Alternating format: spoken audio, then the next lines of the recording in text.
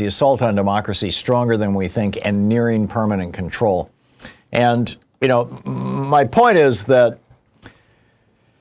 Trump and the billionaires, the fascists, the neo-fascist billionaires and the foreign fascists that he's aligned himself and as a result, you know, the United States, or at least part of the United States with, are in some ways stronger than I think most Americans realize, and in some ways weaker than some of us who are in despair realize. Now, I'm going to get into the weakness part tomorrow, but today I wanted to talk about the strong part.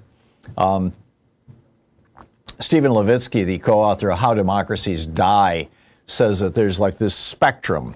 You know, on one far side of the line is, you know, democracy, functioning democracy. On the other far end of the line is oligarchy, autocracy, tyranny, despotism, dictatorship.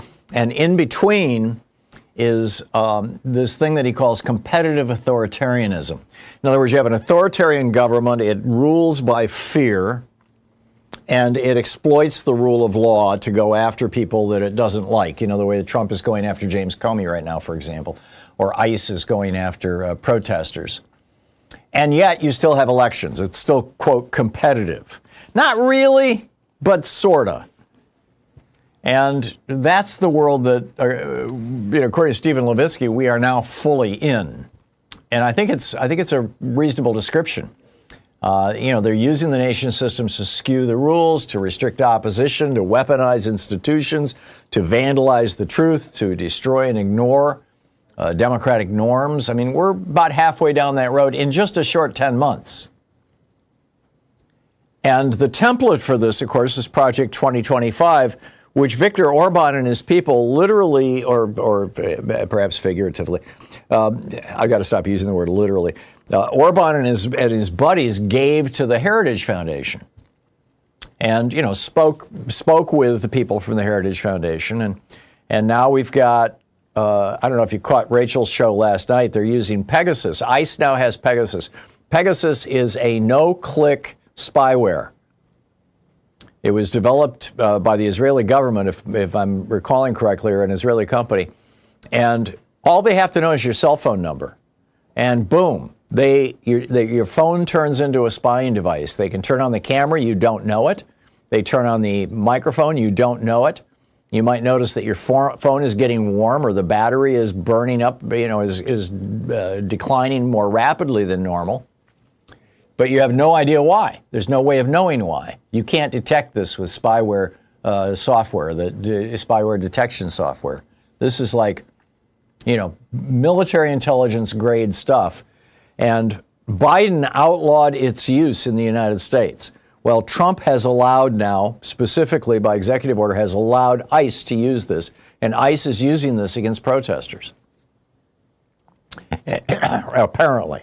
I mean, we don't have the proof of that. We know ICE is using it. We don't know exactly who they're using it against, but I think, you know, protesters are one safe assumption.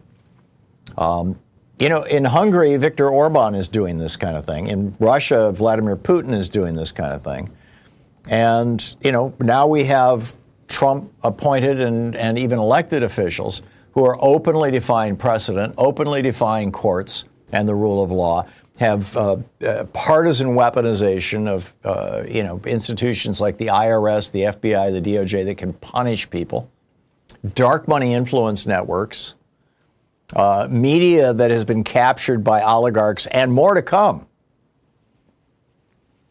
I don't know if you saw this thing. Taylor Sheridan is the just absolute genius behind a whole bunch of programs, including Yellowstone.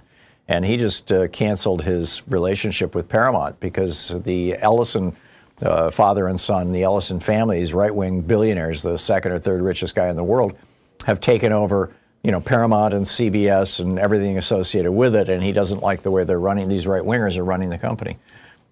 It's just like you see these little cracks appearing, but now they're talking. The Ellisons are talking about taking over CNN, and MSNBC is going to be spun off in a little while.